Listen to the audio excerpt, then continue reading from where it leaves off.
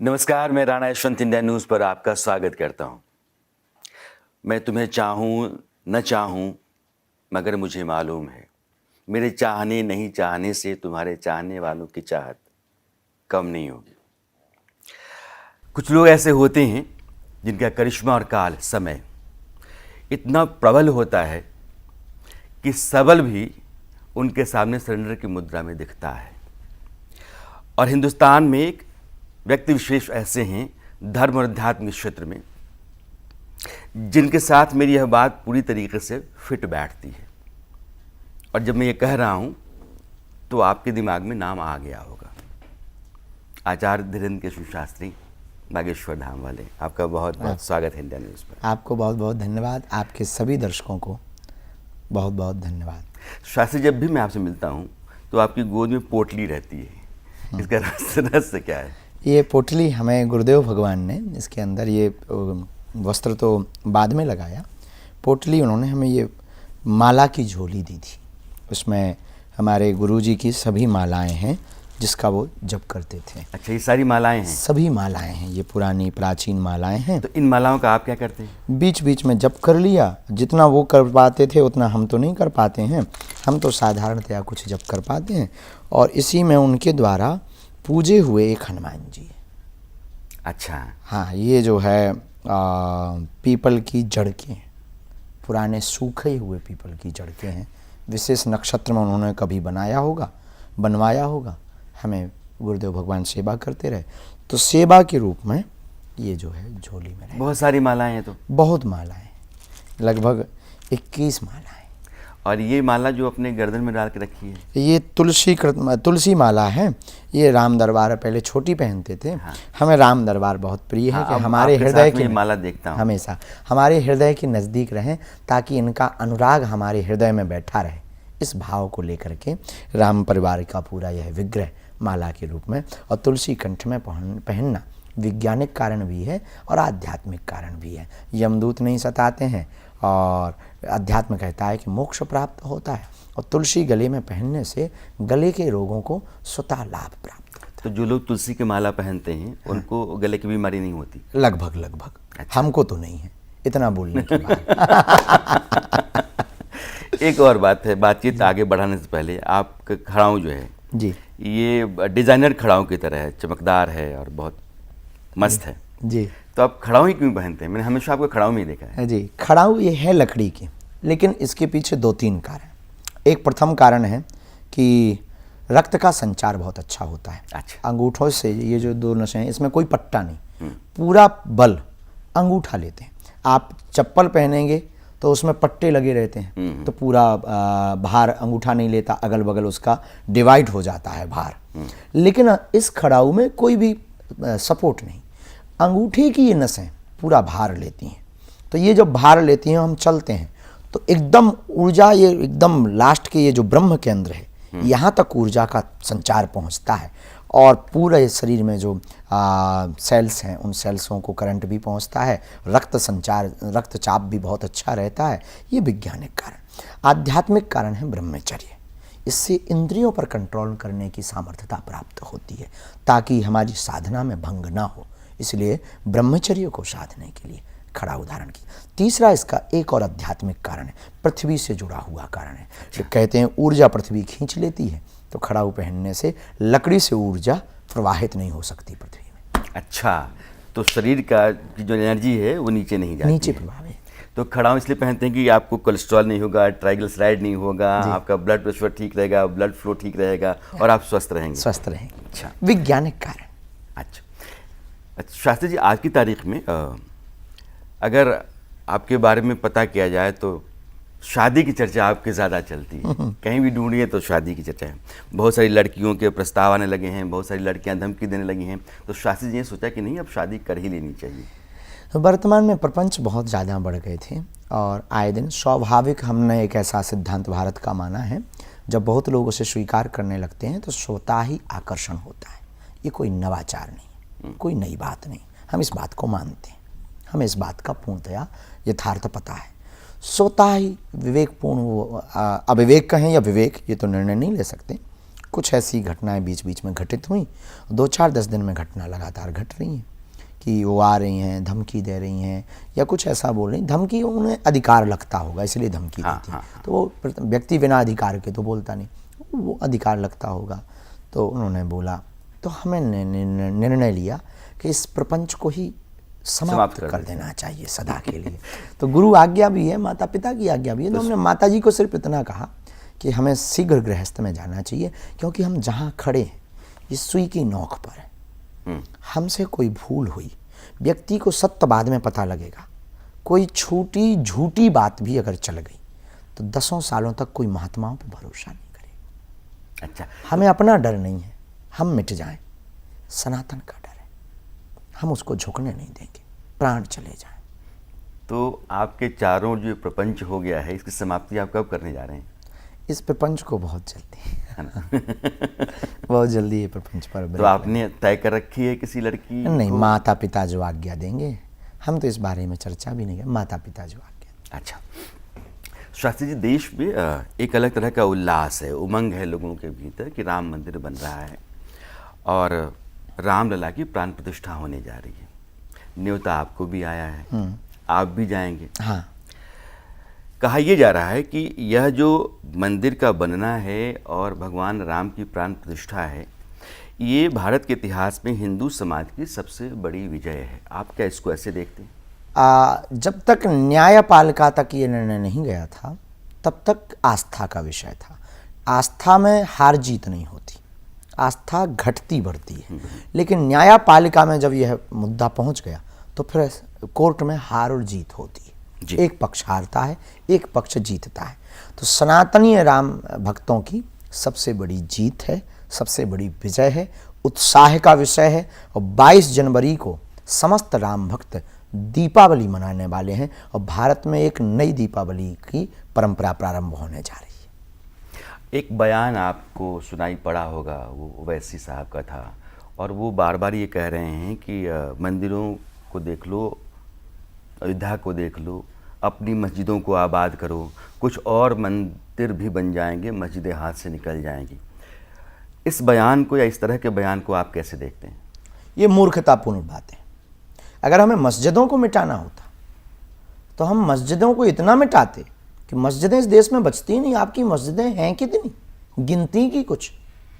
मंदिरों के पुजारी मिटा डालते।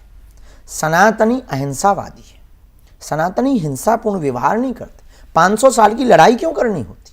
अगर हमें मिटाना होता तो हम लोग कोर्ट में जाते, न्यायपालिका के दरवाजे खटखटाते। इस देश में कानून है, इस देश में न्यायपालिका है, जो भी होगा न्याय के साथ होगा। राम राज्य को मानने वाले लोग, राम को मानने वाले अन्याय नहीं करेंगे और अन्याय ना होने देंगे। लेकिन हाँ, मोहम्मद गौरी या फिर अकबर, बाबर, इन्होंने जो अन्याय तरीके से, बहुत ही बेढंग तरीके से हमारे मंदिरों के ऊपर अत्याचार करके मस्जिदें बनाई, उसका न्याय होकर के रहेगा। और ज्ञान वापी और मथुरा भी बाकी है, मैंने सिलसिला आगे भी जाएगा, जारी रहेगा, बेझिझक रहेगा। इसमें तो कोई संदेह। हम सीधा सा बात बोलते हैं, जिन्हें राम मंदिर से दिक्कत है, जब मंदिरों को तोड़कर मस्जिदें बनाई जा रही थी तब मस्त लग रहा था। अब न्याय के साथ मंदिर बन रहे हैं तो दस्त लग रहा है। ये मूर्खतापूर्ण बात नहीं। लेकिन देश का एक तबका ये कहता है कि जब आप इतिहास के हवाले से आज को कुरेदेंगे और इस तरीके से मस्जिदों को मंदिर में बदलेंगे तो देश का माहौल ख़राब होगा और यह भारत के लिए अच्छा नहीं होगा। अगर आज नहीं ये करा तो फिर सदियों तक ये लड़ाई बनी रहेगी, कभी एकता नहीं होगी। एकता हमें चाहिए, हमारा सिद्धांत है अखंडता और एकता। तो इससे एकता आएगी? इससे ये जो विवाद है, विवाद का न्यायपालिका कर दे और विवाद निपट जाए। पक्ष किस, आज राम मंदिर बन रहा, मान लीजिए उनके पक्ष में आता तो क्या हम लोग ऐसा बोलते? विचार करना चाहिए उन्हें। वो तो न्यायपालिका ने न्याय दिया है, सुप्रीम कोर्ट ने न्याय दिया है, किसी प्रधानमंत्री ने नहीं दिया, किसी धर्मगुरु ने नहीं दिया कि एक पक्षी ये काम किया होगा। वाकायदा उसकी एक टीम थी, न्यायमूर्ति थे, भारत के प्रसिद्ध उच्च शिखर पर बैठे हुए न्यायाधीश थे, उन्होंने न्याय दिया है और तथ्य के साथ दिया। जो तथ्य हैं, जो वकीलों ने दलीलें दी, उन तथ्यों की विवेचना करने के बाद न्याय दिया। तो आप चाहते हैं कि काशी और मथुरा का भी इंसाफ अदालतों के जरिए जल्दी हो जाए। लेकिन इंसाफ का मतलब ये तो है नहीं कि आपके हक में ही आए। जरूरी नहीं, हम इसमें थोड़ी हैं पक्ष में, विपक्ष में आए तो, क्योंकि तथ्य हमारे पास हैं, तथ्य को हमने पढ़ा है, तथ्य को हमने समझा है, तो हम फुल कॉन्फिडेंस में है कि ज्ञान पापी में महादेव है और कृष्ण जन्मभूमि में भगवान कन्हैया है। अब भाई हमें पता है जहां से धुआं उठ रहा, आग भी तो वहीं होगी। धुआं उठेगा तो आग होगी, दुर्गंध आएगी तो नाला होगा, ये पता लग ही जाता है। इसके लिए देखने की जरूरत बहुत ज़्यादा है नहीं, अनुभव वाले आदमी दूर से पता कर लेते हैं। तो हमने ये अनुभव देखा है और ये पढ़ा है तो हम फुल कॉन्फिडेंस में। ज्ञानवापी में एएसआई सर्वे हो गया, रिपोर्ट भी आ गई। मथुरा में एएसआई सर्वे के लिए हाईकोर्ट ने अनुमति दे दी है। हालांकि उसका विरोध होता रहा, दोनों दफ़ा हुआ, ज्ञानवापी में भी हुआ, मथुरा में भी हुआ। आपको लगता है कि एएसआई की रिपोर्ट अगर इस बात का इशारा करती है कि वहाँ पहले मंदिर हुआ करता होगा, तो फिर आप यह लड़ाई हिंदुओं के हक में चली जाएगी? लड़ाई अभी भी हक में है, जो वहाँ के तथ्य बाहर के बतला रहे हैं। इनसाइड तथ्य एएसआई देगी, वास्तविकता का तथ्य, और अगर वास्तविकता का तथ्य उन्होंने दे दिया तो फिर अभी तक केवल किंतु परंतु था, शायद था, फिर वो वास्तविक है। अभी भी वास्तविक है, पर कुछ लोगों को जो शायद लगता वो वास्तविक में परिवर्तित हो जाए। अब मैं आपको अयोध्या लेके चलना चाहता हूँ। आप अयोध्या जाएंगे, हजारों की तादाद में लोग वहाँ बुलाए जा रहे हैं और जाएंगे, आम जनमानस भी भारत का जा रहा है। लेकिन आचार्य धीरेन्द्र कृष्ण शास्त्री विशेष हैं, वो जहाँ भी जाते हैं सैलाब लोगों का खड़ा हो जाता है। मैं ये जानना चाहता हूँ अपने दर्शकों के लिए कि जब आप अयोध्या जाएंगे तो अयोध्या में क्या करेंगे आप? अयोध्या में हम सबसे पहले हनुमानगढ़ी को प्रणाम करेंगे। अच्छा। सरजू जी को प्रणाम करेंगे, हनुमानगढ़ी को प्रणाम करेंगे, उनसे आज्ञा लेंगे। वहाँ के चौकीदार हैं हनुमान जी, उनसे आज्ञा लेकर के जब जाएंगे फिर राम जन्मभूमि में रामलीला के उस महोत्सव में सम्मिलित होकर प्रभु को अपनी भर आँखों से देखेंगे और आवाहन मन ही मन करेंगे कि जिन जिन ने इस राम मंदिर की लड़ाई में अपना बलिदान दिया है वो भी यहाँ उपस्थित होवें और अपनी भर आँखों से इस महोत्सव को देखें और उनको धन्यवाद देंगे। राम दुआरे तुम रखवारे, होत न आज्ञा बिन पैसारे। तो आपके हनुमान जी हनुमानगढ़ी में हैं और वो कोतवाल कहे जाते हैं। प्रधानमंत्री भी जब जाएंगे अनुष्ठान के लिए, प्राण प्रतिष्ठा के लिए, तो पहले हनुमानगढ़ी ही जाएंगे, आशीर्वाद लेंगे, फिर वो जाएंगे अनुष्ठान के लिए। ये सिद्धांत है। अच्छा। आध्यात्मिक सिद्धांत है। हनुमान जी के प्रमुख पहरेदार के रूप में, राम जी के प्रमुख पहरेदार के रूप में हनुमान जी हैं और वो राम के द्वारपाल हैं। राम जी के द्वारपाल से अनुमति लिए बिना अंदर कोई प्रवेश नहीं कर सकता। अगर माननीय प्रधानमंत्री जी ऐसा कर रहे या करेंगे, निश्चित रूप से वो आध्यात्मिक परंपरा पर चल रहे हैं, इसके लिए उनको साधुवाद। नरेंद्र मोदी का आपने जिक्र किया, अभी फैसला सुप्रीम कोर्ट से आया, संयोग से नरेंद्र मोदी प्रधानमंत्री थे, हैं भी। यह फैसला सुप्रीम कोर्ट से ऐसे ही आया होता और सरकार नरेंद्र मोदी की नहीं होती, तो क्या आपको लगता है कि राम मंदिर इतना भव्य दिव्य बनता? ये उसकी आस्था पर निर्णय, उस वक्त जैसे और अन्य कोई प्रधानमंत्री होता, उसकी आस्था पर होता कि वो कितना परमात्मा के प्रति समर्पित है। इतनी जल्दी, इतनी भव्य रूप से, इतने प्रायोजित तरीके से कई देशों का जल मंगाना, कई देशों को निमंत्रण देना, और पहली बार भारत के इतिहास में इंटरनेशनल मीडिया किसी आध्यात्मिक आयोजन को शूट करेगी और लाइव करेगी। ये चीज़ें बतला रही हैं कि वर्तमान में जो सत्ता की प्रमुख सीट पर विराजमान माननीय प्रधानमंत्री हैं वो राम के कितने बड़े भक्त हैं। हम उनके नहीं भक्त हैं, ये याद रखना। उनकी तारीफ भी नहीं हम कर रहे, न उनके पक्षधर हैं, न हम किसी के विपक्षी हैं। हाँ। हम केवल राम भक्त के पक्षधर हैं। सिर्फ ये बताना चाह रहे हैं, ये अद्भुत कार्य है उनका कि इसके लिए उनको बहुत बहुत साधुवाद। राम जी उन पर कृपा बनाए रखें। चलिए, मैंने मान लिया कि आप जो कह रहे हैं वो सही है कि आप उनके पक्षधर नहीं हैं, आप उनकी तारीफ नहीं कर रहे हैं, लेकिन आप उनको राम भक्त मान रहे हैं उनके इस कार्यों को देखते हुए। जनता भी देख ही रही होगी, सब देख रहे हैं। तो जनता देख रही है, आप भी देख रहे हैं। 2024 का चुनाव भी है। ये जो आपके राम भक्त नरेंद्र मोदी हैं, उन्होंने जो कुछ किया, जिसकी तारीफ आप कर रहे हैं, उसका फ़ायदा उनको 2024 में भारत में मिलेगा? देश की जनता जागरूक है। हम राजनीति पर कभी बयानबाजी तो करते नहीं, टिप्पणियां करते नहीं, वोट किसको देना, कब देना, ये सबका अपना अपना अधिकार है। पर राष्ट्र हित के लिए, सनातन हित के लिए, जिससे राष्ट्र का उत्थान होवे और देश विकसित होवे, विकास अद्भुत करे, इसके लिए व्यक्ति को स्वमत अनुसार अपना मत देना चाहिए। अब इससे किसको फ़ायदा होगा, किसको नुकसान होगा? जो इन कार्यों को करेगा और कर रहा और करने का वचन देगा, उसको फ़ायदा होगा। जो नहीं करेगा उसको घाटा होगा। स्वाभाविक सी बात ये है। अब ये लोगों की अपनी मति पर है कि वो किसको वोट देते हैं। यानी कि आप ये कह रहे हैं कि राम मंदिर और राम के साथ जो लोग खड़ा होंगे उनको चुनाव में फ़ायदा होगा, जो साथ हो नहीं सकता देंगे है, उनको विरोध नुकसान भी हो होगा। सकता है, ऐसा भी नहीं है। रावण के खानदान के लोग विरोध भी कर सकते हैं। अच्छा, तो ये दक्षिण से लेकर के उत्तर तक एक नैरेटिव है या बयान आ रहे हैं, कभी सनातन के विरोध में, कभी राम के विरोध में, कभी हिंदू के विरोध में। ये सब बयान आप सुनते तो होंगे। बेझिझक। उन दलों का नाम लेने की मुझे कोई ज़रूरत नहीं है।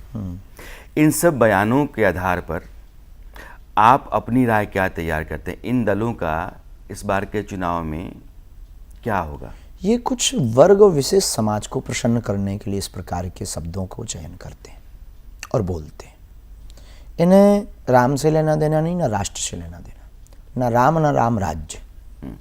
इन्हें अपने राज्य से लेना देना, अपने हित से लेना देना है कि इनकी सत्ता कैसे बनी रहे। तो ये दृष्टिकोण रखते हैं अपना।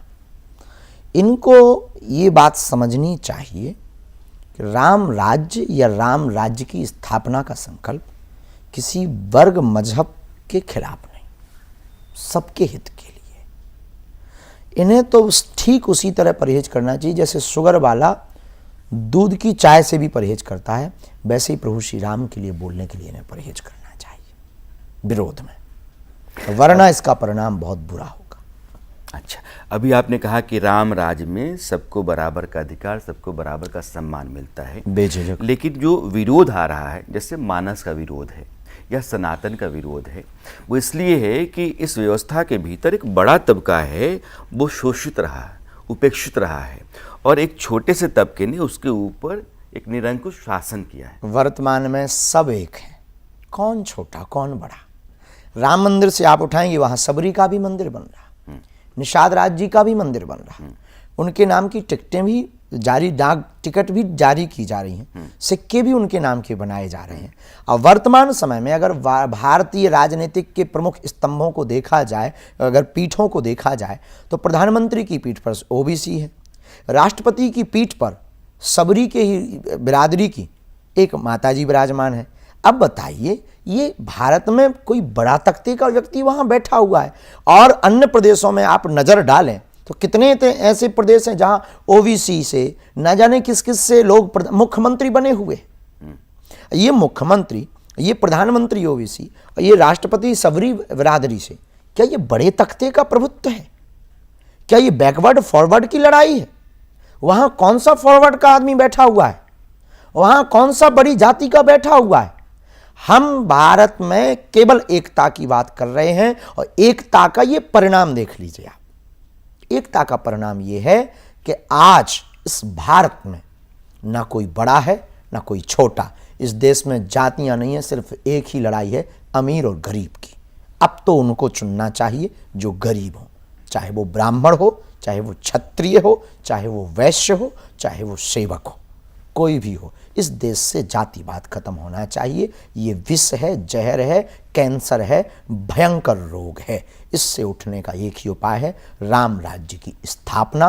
और ये जो बातें बोल रहे हैं उनके लिए मुंह तोड़ जवाब है कि जो कहते हैं कि इस देश में कुछ लोगों ने राज किया है, बैकवर्ड ऐसा है, कोई यहाँ बड़ा छोटा नहीं, अब सब समान है। यही भारत हिंदू राष्ट्र की कल्पना है। आप जो कह रहे हैं, आपका कहा और कुछ दलों की जो राजनीति है, दोनों आपस में एक दूसरे से टकराते हैं। आप कहते हैं कि जात की राजनीति जहर है, लेकिन कुछ दल जो हैं वो इसी के आधार पर कि कुछ जातियों का भला नहीं हुआ, उन जातियों की गणना कराई जानी चाहिए, उन जातियों की संख्या पता की जानी चाहिए, उनकी हिस्सेदारी कितनी है यह देखा जाना चाहिए, और इसलिए होना चाहिए क्योंकि उनका भला नहीं हुआ, उनके बारे में सोचा नहीं गया। ये मूर्खतापूर्ण बात है। आपके पहले भी कुछ पत्रकार महोदय यही प्रश्न कर रहे थे जाति गणना को लेकर के। हम ये प्रार्थना करना चाह रहे हैं, जाति गणना ना करके गरीबों की गणना करवा। गरीब कितने, उनको दो ना हक। क्या जातियों को ही महत्व दिया जाना जरूरी या गरीब को? आप चाहते क्या है? गरीब को बड़ा करना चाहते हो या किसी जाति को? बस ये निर्णय बता दो। अगर आप गरीब का भला चाहते हो तो जाति गणना की जगह गरीबों की गणना की जाए, और अगर आप जाति भर का भला चाहते हो मतलब आप विष फैला करके इस देश को तोड़ने का काम कर रहे हो, नया पाकिस्तान बनाने की तैयारी कर रहे हो, और आप इस देश के लिए घातक हो। तो ये आप अपने मन से क्यों नहीं बोलते हैं? आज से हमने आपको कहना प्रारंभ किया, निश्चित रूप से आने वाले प्रत्येक मंच से हम, चूँकि आपका तो असर है, तो अगर आप हर जाति के, हर तबके के लोग आपके पास आते हैं बेझिझक, तो उनके दिमाग में अगर ये राय तैयार होती है कि एक साजिश चल रही है तोड़ने की, कि आप तो बार बार कहते हैं कि मैं सनातन को एकजुट करने के लिए चल रहा हूँ। बिल्कुल बिल्कुल। तो सनातन तो कोई जाति नहीं है। नहीं, तो जब तक आप जाति के जकड़न को या उसके जहर को नहीं काटते हैं तब तक आपका अपना उद्देश्य पूरा नहीं होता है। बिल्कुल नहीं होगा। इस पर हम प्रारंभ आज से हमने कर दिया, और आपके इस इंडिया न्यूज़ के माध्यम से कोई भी देखें तो हमारी प्रार्थना इस वीडियो के माध्यम से विशेषकर, और इस देश के सरकार में बैठे हुए लोगों से, चाहे वो किसी भी पार्टी का आदमी हो, नेताओं से भी कृपा करके अगर तुम हमारी बात मानो तो एक बात मानो कि जाति गणना मत करवाओ। जाति जनगणना की जगह आप गरीबों की जनगणना करवाओ, चाहे वो किसी भी जाति का हो। इससे देश का उत्थान होगा, देश का भविष्य उज्जवल होगा, भारत विकास की ओर बढ़ेगा और भारत विश्व गुरु बनेगा। अब मैं आपको फिर से आपके हनुमान जी की तरफ लेकर के आता हूँ। भारत के विदेश मंत्री हैं एस जयशंकर, उनकी किताब आ गई है, why Bharat matters. Why Bharat matters, Bharat क्यों महत्व रखता है। उसमें उन्होंने कहा है कि हनुमान जी बड़े डिप्लोमेट थे और हिंदुस्तान के पहले डिप्लोमेट थे। अंगद का भी उन्होंने उल्लेख किया है। तो राम की जो डिप्लोमेसी थी या विदेश नीति थी, क्या वो हनुमान अंगद के जरिए पहले शुरू हुई थी? हनुमान जी से प्रारंभ हुई थी। पहली बार विदेश में जाने का काम बिना वीजा पासपोर्ट के हनुमान जी ने किया था। उस वक्त तो ये सब व्यवस्था नहीं थी। ये तो विनोद में कहा, इसको अर्थ का अनर्थ नहीं करना।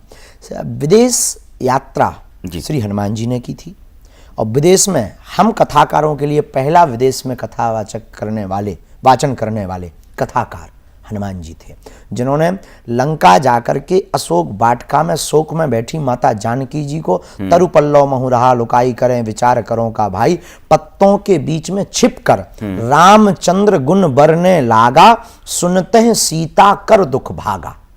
राम जी के गुणगान गाए थे, लेकिन एक शर्त लगी वहां, तरु पल्लव महु रहा लुकाई, पत्तों के बीच में छिपकर।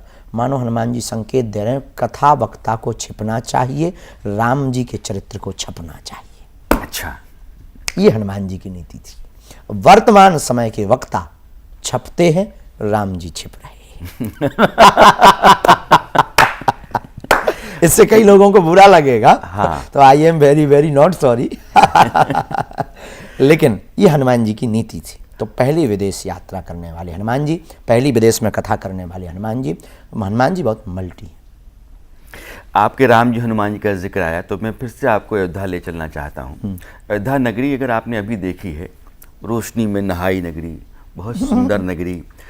आमतौर पे हिंदुस्तान में धर्मस्थल होते हैं, वो पतली सकड़ी गलियों के होते हैं, बदबूदार होते हैं, गंदगी होती है, मंदिरों के आसपास भी कूड़ा कबाड़ जमा होता है।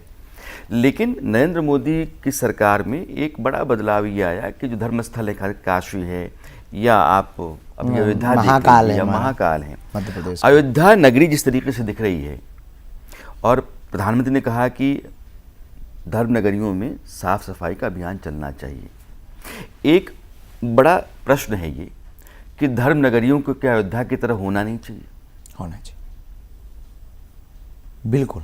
सर्वत्र देखो, धर्म तीर्थ का मतलब है जहाँ हम पहुँचें वहाँ हमारे हृदय में अज्ञान पर तीर लग जाए, और अज्ञान पर तीर लगे और ज्ञान जग जाए, वो तीर्थ है। तीर्थ का मतलब एक किनारा भी होता, अनेक अर्थ होते हैं तीर्थ के, पर जहाँ पहुँचते ही मन पवित्र हो। मन पवित्र कब होगा? जब तीर्थ पवित्र होगा, वहाँ की स्थली पवित्र होगी, वहाँ की मंदिर की पवित्रता होगी, वहाँ के जलाशयों की पवित्रता होगी, वहाँ के गलियारों की पवित्रता होगी। वह पवित्रता हमारे मन को रोमांचित करेगी, प्रसन्न करेगी। फिर हमें विग्रह दर्शन में उत्साह प्राप्त होगा और फिर भगवत दर्शन से हमारे मन के विकार मिटेंगे और विचार बदलेंगे और सकारात्मकता भरेगी, सकारात्मकता भरेगी।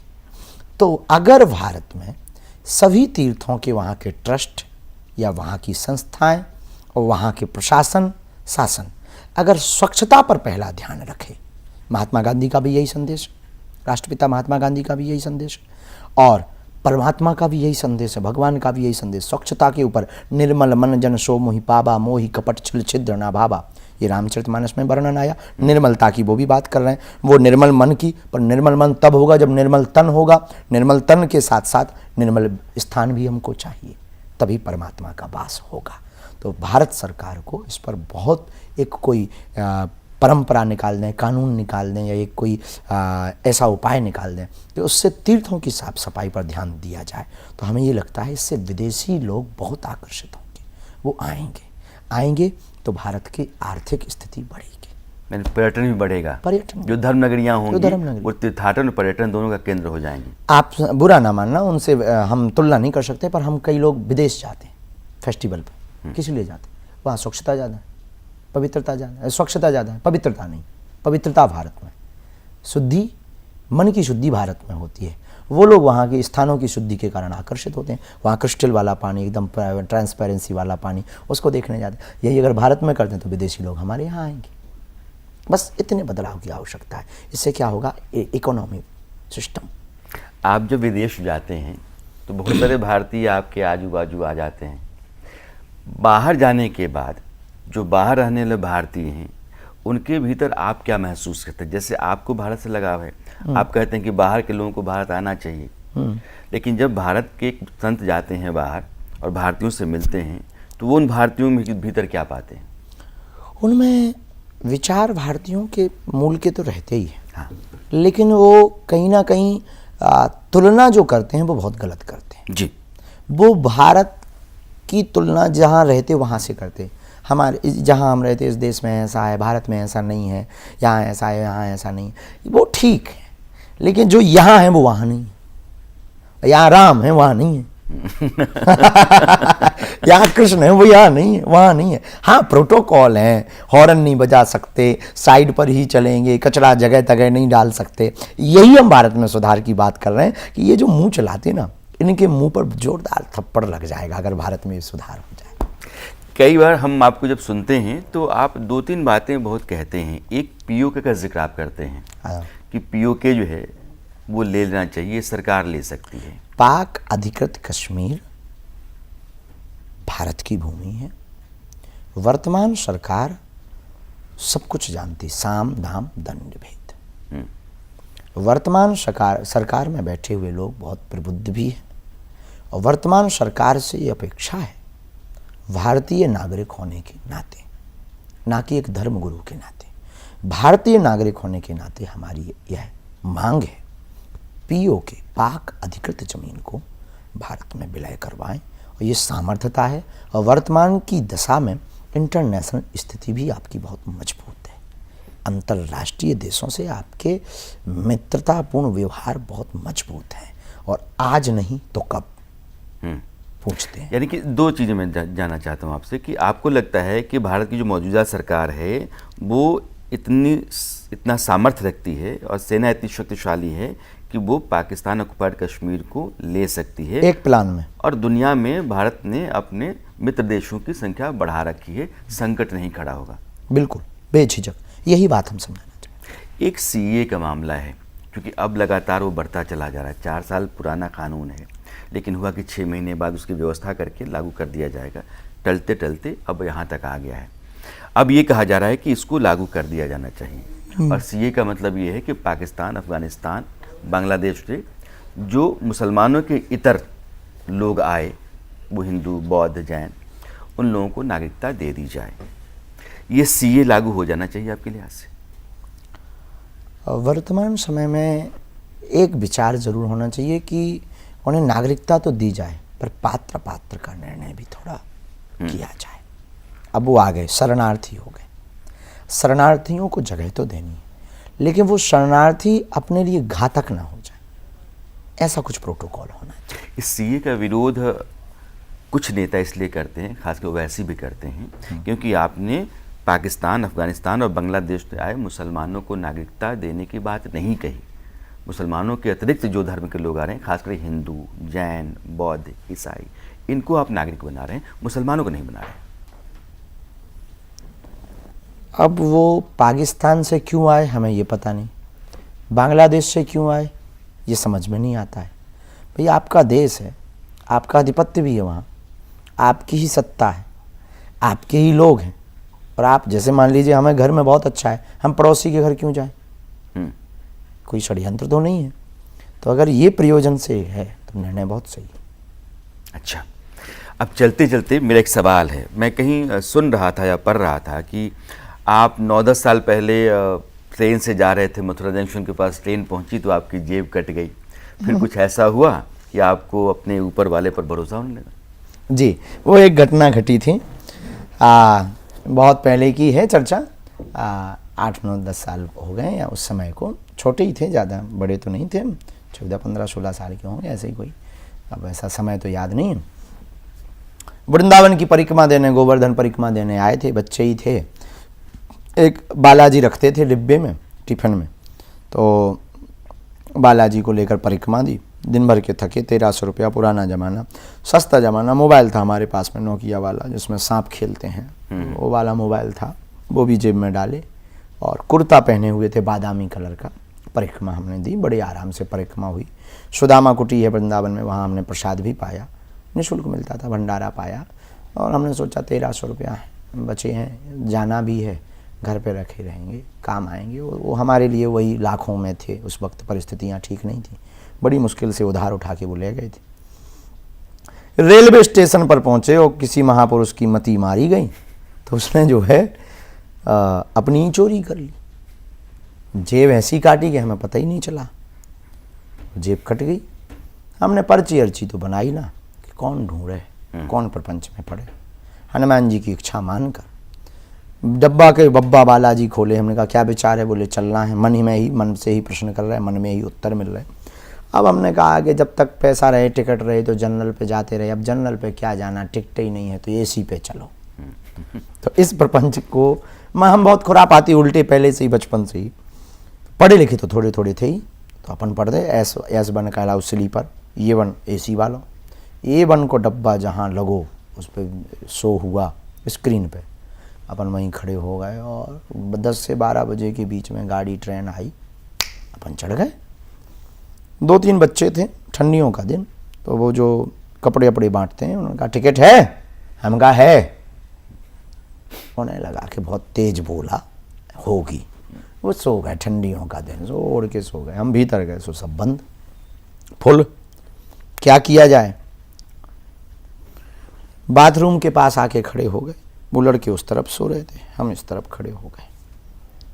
बीच बीच में बढ़िया गेट खोलें, एसी की हवा लें, कि एसी में आयो मज़ा ना ले पाए तो क्या मतलब का कि एसी में चले। अब सीट पे तो बैठने नहीं मिला, तो एसी की मजा लें। बीच बीच में खोलिए, हवा लिए, आहा, फिर बंद, फिर बढ़िया आनंद के साथ में खड़े।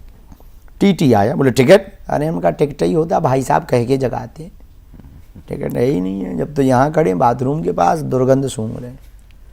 तो उन्हें लगा कि छोटा बच्चा है और ज्ञान यान नहीं है। आगे उन्होंने बोला ग्वालियर में ट्रेन रुकेगी, जनरल में पहुंच जाना, जनरल डब्बा में। हमने कहा जनरल ही में जाना होता तो एसी में आते। अब उसका दिमाग खिसक गया, तू तड़ाक से बात करने लगा। वो जेल जाओगे, 1250 रुपया फाइन लगेगा, 6 महीने की सज़ा होगी, 4 चांटा घलेंगे, अभी पुलिस को बुलाते हैं, न जाने क्या क्या बात है। हमने हनुमान जी से प्रार्थना की, बजरंग बली इसके पहले ये बेइज्जती करे, कुछ बोलो, कुछ कृपा करो, नहीं तो भक्त आज डूब गओ, बुरी होने दुर्गति। एसी में तो चढ़ गए। मन ही मन जो प्रेरणा लगी, हम कहा क्यों तुम्हारा नाम ये है? उसको लगा ये पढ़ लिया, वो जो बैच लगाया रहता है, तो वो भी इतनी तू तड़ाक करके बोला है तो, अरे हमने कही तुम्हारे बाप का नाम ये है। अब वो थोड़ा सा न्यूट्रल हुआ, तो उसने ये नहीं कहा कि है, वो बोला तुझे कैसे पता।